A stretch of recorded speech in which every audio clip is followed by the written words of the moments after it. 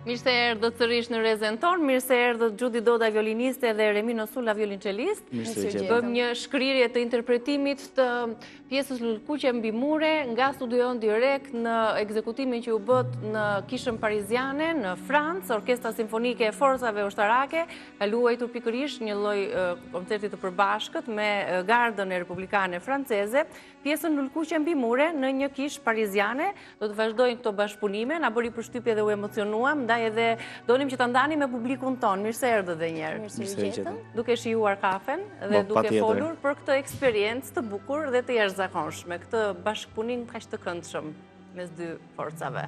Ishte vërtet një eksperiencë e bukur dhe të gjithë e shijuam, si pala jon, pra orkestra jon, edhe orkestra atyre. Ishte një emocion i veçantë për të gjithë, madje emocionet u transmetuan shumë edhe tek publiku.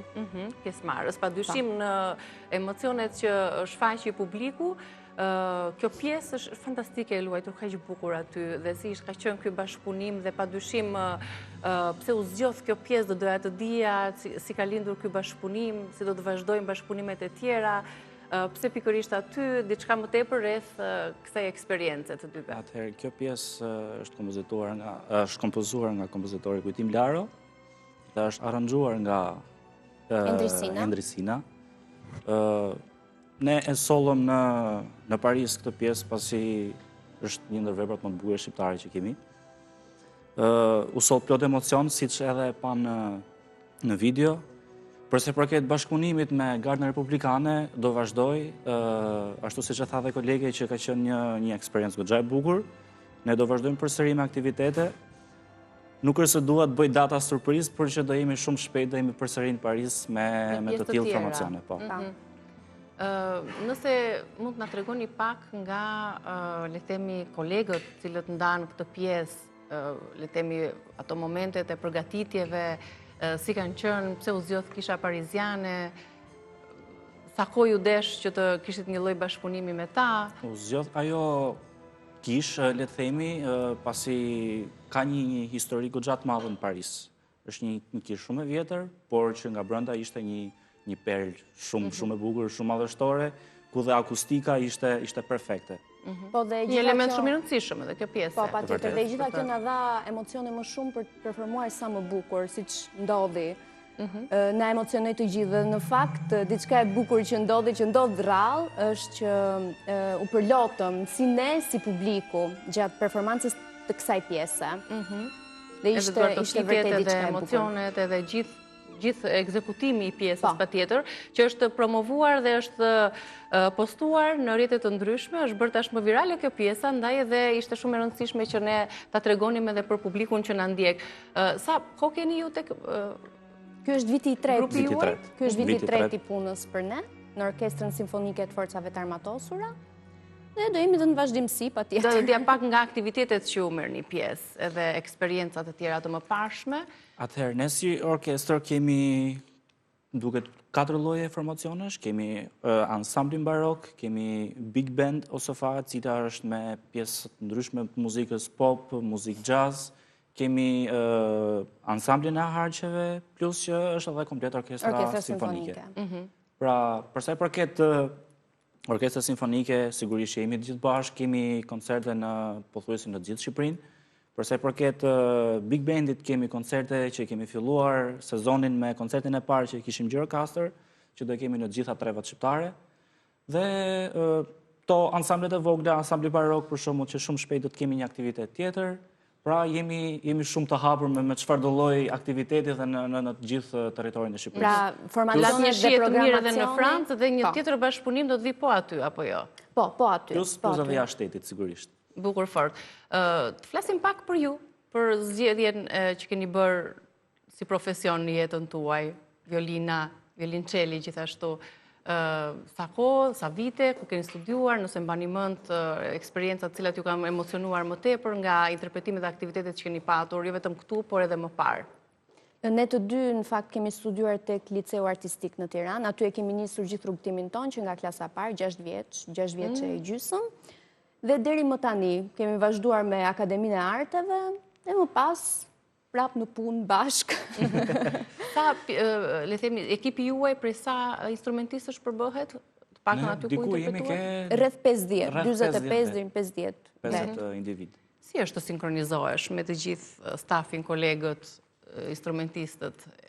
Është shumë bukur të sinkronizohesh, por është dhe shumë e vështirë. Pra, këtë ka profesioni jonë, ne studiojmë individualisht gjithë jetën. Por duhet jetë sinkronizimi ai që bën diferencën. Studiojmë që të jemi bashkë me të tjerë, që të luajmë bashkë, kjo është ideja, të luajmë bashkë. Pra, ju qasët përballë kolegëve të cilët ishin pjesë, gjithmonë duke mbetur tek momentet çastet që regjia na servir dhe që janë shumë të bukura dhe për tu ndjekur dhe na bëjnë dhe shumë krenar. Keni bërë një lloj, le të themi, krahasimi me kolegët tuaj, të huaj, për shembull ata francezë të Gardës Republikane? Patjetër, çdo eksperiencë ku ka bashkëpunim brenda, ne bëjmë një lloj krahasimi, një lloj reflektimi se çfarë duhet bëjmë më mirë, ku jemi ne, çfarë kanë ata më shumë, çfarë duhet bërë ne nga ne më shumë. Ama e bukura e gjithë kësaj ishte që ne ishim të gjithë bashkë, pra ne ishim njësoj të gjithë aty. U përshtatëm ne me ata, u përshtatën ata me ne. Pra ishim një trup i vetëm i gjithë. E bët dhe ju ftesën që edhe ata të vinë një herë në vendin tonë për ekzekutuar një pjesë? Patjetër. E pranuan? Patjetër që po. Sigurisht. E keni në plan të Edhe për ta ishte eksperiencë shumë e mirë se ne shkëmbye mendime mbas koncertit, edhe gjatë provave dhe mbas koncertit, dhe për ta ishte një eksperiencë shumë e bukur. Ishte shumë e këndshme. Si ndjeni të veshur me uniformën e forcave? Atëherë, ne kemi... Dhe, patjetër, për te uniformës tuaj dhe instrumentistët e tjerë që ndoshta nuk e kanë uniformën dhe kanë shkëlqyer patjetër në këfush, në violin dhe violonçel, por kur ke një uniform, ke një tjetër staturë, ndihesh më ndryshe apo jo? Në atë parë është përgjegjësia e madhe të kesh një uniform të tillë. Ne si instrumentist, këtë lloj uniforme, para kjo uniformë është uniforma e forcave ajrore, por që për ne është një formalitet dhe për të veshur këtë uniform ka dhe rregulla. Pra vajzët duhet të kenë flokët e kapura, djemt duhet të heqen mjekrën, kputucët e lustruara, pra nuk është edhe aq që thjesht ta veshësh këtë uniform. Por që njëkohësisht është edhe goxha përgjegjësi e madhe dhe shumë e bukur që të jesh pjesë e forcave të Siç është përgjegjësi e madhe dhe të luash në një orkestër simfonike, pra për ne nuk është se bën ndonjë ndryshim shumë të madh, se ne duhet jemi të përgjegjshëm, të rregullt, të disiplinuar gjatë gjithë kohës. Si që ka dhënë edhe pikërisht këtë disiplin, fakti që ju merreni me këtë instrument, apo jo? Ka një disiplin më të fortë se sa jo ushtarake, që të tjerët nuk e dinë, por ne stërvitemi me një disiplin vërtet shumë të fortë, që të vegjël. Ndërkohë, në formacionin tuaj, sa vajza dhe sa djem janë? Do thoja janë gjys për gjys, pra nuk është se kemi një numër të përcaktuar vajzash dhe djemsh, po besoj se jemi 50 me 50. Keni një aktivitet përveç kësaj të Francës, që më pëlqeu shumë, që ju ka emocionuar më tepër dhe e kujtoni shpesh, ose që ka qenë kulmi i gjitha emocioneve që keni përjetuar në karrierën tuaj si instrumentist? Të paktën për sa më përket mua, do thoja që çdo aktivitet është një kulmi, do thënë në çdo aktivitet është një kulmiri emocioni, pra nuk ndihesh njësoj në asnjërin prej tyre, çdo herë ndihesh më mirë dhe ndihesh krenar që merresh me këtë profesion. Po publiku, po për ty? Se pasi do t'ju pyes në raport me publikun dhe duar të kitjet. Një lloj psikologjes, nuk i ngja koncertit, sigurisht, mund t'jesh edhe si nga gjendja jote emocionale, se si mund t'jesh, varet, mund ta përshtasësh shumë mirë duke shprehur me shprehit fytyrës, varet, por që për mendimin tim, ashtu si ta dhe Xhudi, që nuk është se ngjan koncert në koncert, por që ka emocione, goxha. Po publiku shqiptar, si është, si qaset ndaj pjesëve muzikës? Publiku shqiptar patjetër që përfshihet, të them të drejtën do doja të përfshihej më shumë. Pra, ka shumë instrumentistë dhe formacione muzikore që bëjnë muzikë shumë të mirë në Shqipëri, po shoh që publiku humbet pak, ka humbur pak interesin vitet e fundit dhe më vjen keq për këtë. Do doja që të vinin më shumë publik të përfshiheshin, sepse këtu bëhen vërtet aktivitete shumë të mira, luhet muzikë e mirë, bëhet art i bukur. Pse publiku duhet të dëgjojë këtë muzikë dhe këtë art? Çfarë përfitimesh shpirtërore, emocionale, psikologjike na jep muzika që ju bëni? Merr qetësi, merr emocione gjatë gjithë kohës. Ku ka më bukur se kjo, pra të largohesh nga puna dhe të vish këtu. Edhe të qetësohesh me muzikë klasike është perfekte për mendimin tim. Dikush që ka në plan të studiojë dhe të çojë fëmijën për të mësuar një instrument, nga eksperienca juaj, ja vlen ta nisi këtë rrugë?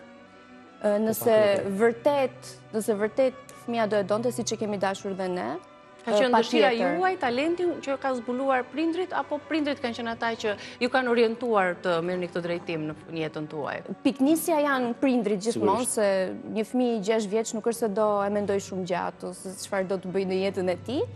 Të paktën për të pikasur talentin, veshin muzikar. Më pas rrugtimin e zgjedhim vetë, siç e kemi zgjedhur dhe ne.